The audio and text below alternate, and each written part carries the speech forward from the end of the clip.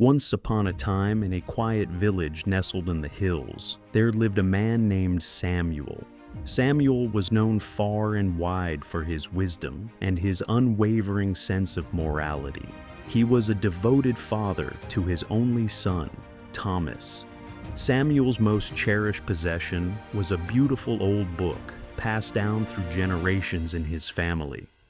This book was filled with his ancestors' wisdom and their experiences. It was a repository of life lessons, values, and principles. One day, Samuel fell seriously ill. He knew his time was running out, and he wanted to leave a legacy for his son. He called Thomas to his bedside and said, "My dearest son, I have something precious to pass on to you." He handed the old book to Thomas and continued, "This book contains the collective wisdom of our family.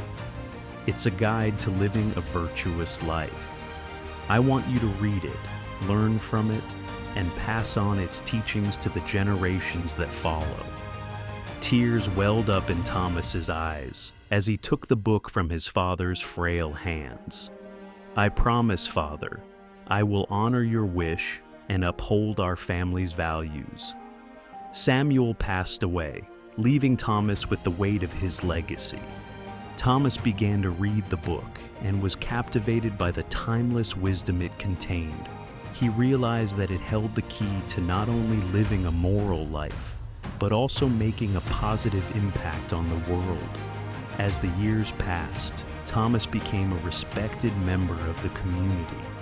He embodied the values and principles from the book in everything he did. He helped his neighbors, showed kindness to strangers, and always stood up for what was right.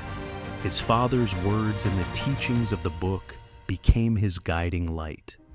One day, the village faced a crisis when a severe drought struck.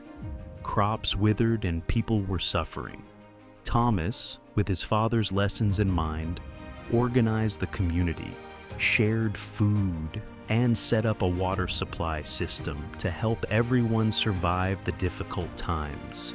The village prospered not only because of the physical assistance, but also because of the moral strength and unity Thomas had instilled in the people. Word of his deeds spread, and soon, neighboring villages sought his guidance on resolving their own issues. Years later, as Thomas grew old, he passed the cherished book to his own son, ensuring that the legacy of his father's words continued. It had become a beacon of hope and moral guidance, not just for his family, but for the entire region.